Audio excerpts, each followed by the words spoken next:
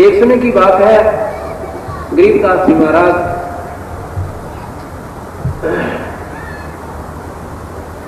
बहुत जमीन थी इनका और फरूख नगर की रियासत में छुड़ानी पड़ती थी। जजर जो पड़ता था शहर, ये फरूख नगर की रियासत में पड़ता था। तो फरूख नगर का नवाब बहुत बदमाश था। उसने क्या किया कि हिंदुओं के ऊपर एक विशेष कर लगा दिया, जमींदारों पर विशेषकर जमीन पर। तो सबसे ज्यादा जमीन गरीबदासियां का। जब वहां पर वो पहुंचे, उनके वर्कर कर्मचारी, तो महाराज जी ने पूछा, भाई ये सभी पर लगा दिया या हमारे पर लगाया है, यानी हिंदुओं पर लगाया है? तो बोले काफिर काफिरों पर लगाया है। यानी तो राज साहब का जैसा वो माहौल है, कह दे बंदी छोड़। बोले भाई हम फिर ये नहीं देंगे, आपका कारोबार नहीं देते, जा कह देते रहे राजा ने जाको 19 लाई। तो राजा ने फिर सुनिश्चित भेज दिया कि या तो फलाने दिन यहाँ पर उपस्थित हो जाए और नहीं तो घसीट के लाओगे घोड़े का बांध के।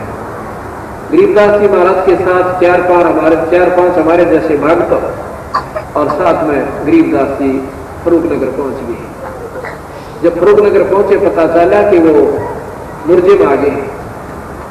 राजा ऐसे जो उनकी आज्ञा की अवहेलना करने वालों को बहुत खतरनाक सजा देता था। उन्होंने या तो घोड़ों को पीछे बांध कर घुमा कर मारता था, और या फिर एक ऐसा उसने मकान बना रखा था, चारों तरफ ऊंची कच्ची दीवारें बनवाकर मिट्टी की, और उसके अंदर बाड़ा कहते थे उसको, उसके अंदर उस दोषी को रोक देता था और साथ में भूखे शेर को पिंजरे से निकलवा देता था।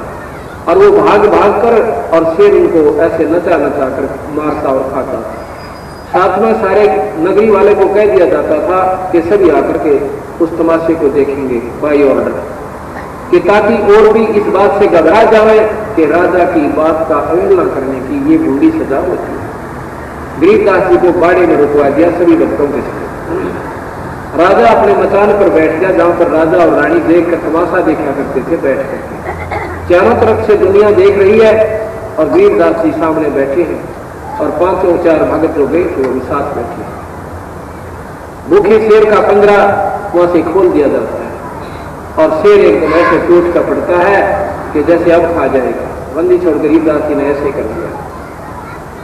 वो शेर जैसे कुत्ता होता है ऐसे दोम दबोच लेता है और आके के बंदी छोड़ के पैरों को चाटना शुरू कर देता है। बोल सतगुरुदेव।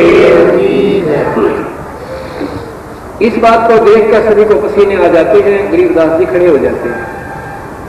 अब खड़े हुए तो ऐसे नजर आए जो भी जिस इष्ट के रूप में देख रहा था उन्हीं के रूप में दर्शन दे रहे हैं, और नवाब को कार दिखाई दे रहे।